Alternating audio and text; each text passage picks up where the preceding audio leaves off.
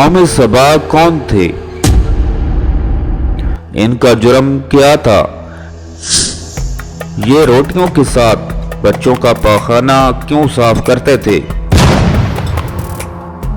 अहले सरसार की एक कौम जिसे कौम सबा भी कहा जाता है, ये कौम एक अजीम तहजीब व तमद्दन की मालिक थी। कौम सबा जो कि अल्लाह ताला की बेशुमार नेमतों की अंदर जिंदगी गुजार रही थी, लेकिन इन्होंने ऐसा कौन सा जुर्म किया था कि सिर्फ अदना से चूहे ने एक अजीम बस्ती को तबाह व बर्बाद कर दिया।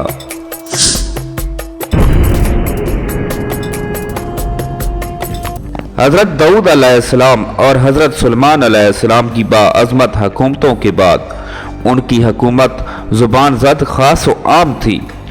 कहा जाता है कि ये लोग गंदम के मग्ज से आटा पीसकर रोटियां पकाते थे, लेकिन इसके बरअक्स वो इस कदर इसराफ करने वाले और नाशुक्रे थे कि उन्हीं रोटियों के साथ बच्चों का पाखाना साफ करते थे।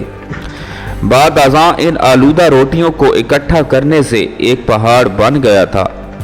फिर एक साले शख्स ने वहां से गुजरते हुए एक औरत को देखा जो रोटी के साथ बच्चे के पाखाने के मकाम को साफ कर रही थी, और उस शख्स ने औरत से कहा, तेरे ऊपर अफसोस, खुदा से डर, कहीं ऐसा ना हो कि खुदा तेरे ऊपर अपना गजब ढाए और तुझसे अपनी नेमत छीन ले।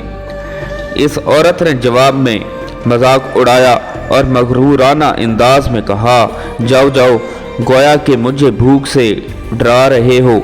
जब तक सरसार जारी है मुझे भूख से किसी किस्म का कोई खौफ नहीं है। कोई ज़्यादा अरसा नहीं गुजरा था कि अल्लाह ताला ने उन लोगों पर अपना गजब ढाया। पानी जो कि ज़िंदगी की बुनियाद है उन लोगों से छीन लिया, यहाँ तक कि कहत नाजिल हुआ। बात यहाँ तक पहुँच गई कि उनकी ज़ख़ीरा की हुई तमाम ग़ज़ा ख़त्म हो गई।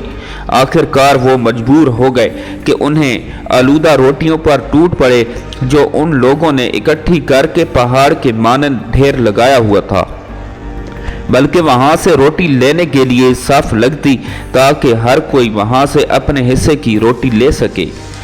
कुफरान नेमत कहत और उनकी बदहाली के बारे में मुतअद्दिद रवायात मौजूद हैं। सूरह नहल की आयत नंबर 112 और 113 में यूं इरशाद होता है, जो महफूज और मुतमईन थी उसका रिज़्क हर तरफ से बाकायदा आ रहा था, लेकिन इस बस्ती के रहने वालों ने अल्लाह की नेमतों का इनकार किया तो खुदा ने उन्हें भूख और प्यास का मज़ा चखाया, सिर्फ उनके इन अमाल की बिना पर कि जो वो अंजाम दे रहे थे। और यकीनन उनके पास रसूल आया तो उन लोगों ने उनको झुटलाया, तो फिर उन तक अजाब आ पहुंचा कि ये सब जुल्म करने वाले थे। इसी कौम सबा के बारे में एक और वाक़या बयान होता है कि इन लोगों ने अपनी ज़राअत को बहुत बेहतर तौर पर काश्त करने के लिए पानी ज़ख़ीरा करने की खातिर बल्कि दो पहाड़ों के दरमियान एक बहुत बड़ा बंद मरब तामीर किया हुआ था। सुराख और दूसरे पहाड़ों से गुजरा हुआ पानी इस बंद में आकर वाफिर मकदार में जमा हो जाता था। कौम सबा ने इस पानी से सही तौर पर इस्तेफादा करते हुए वसी व अरीज और बहुत से खूबसूरत बागाज लगाए और खेती बाड़ी को रौनक बख्शा। अगर कोई शख्स सर पर टोकरी रखकर उनके नीचे से गुजरता तो फल खुद ब खुद टोकरी में गिरना शुरू हो जाते और कलील मुद्दत में टोकरी ताज़ा फलों से भर जाती, लेकिन नेमतों की कसरत ने उन्हें शुक्र करने की बजाय सरमस्त और गाफिल कर दिया था। यहाँ तक कि उनके दरमियान बहुत बड़ा तबकाती निज़ाम वजूद में आ चुका था। उनमें से साहिब इक़्तिदार लोगों ने कमज़ोरों और ज़ईफ़ों का खून चूसना शुरू कर रखा था।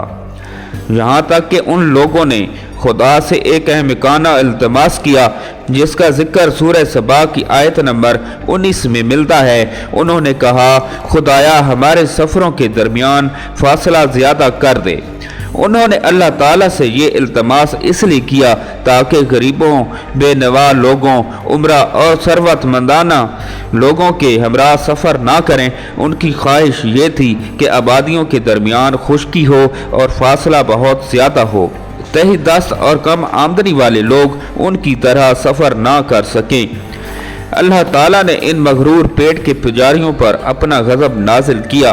बाज़ रवायतों के मुताबिक इन मगरूर लोगों की आंखों से दूर सहराई चूहों ने मरब नामी बंद की दीवारों पर हमला करके उन्हें अंदर से खोखला कर दिया। कौम सबा की बस्ती के किनारे पहाड़ों के दामन में बंद बांधकर मलका बल्कीस ने 3 बड़े बड़े तालाब नीचे ऊपर बना दिए थे।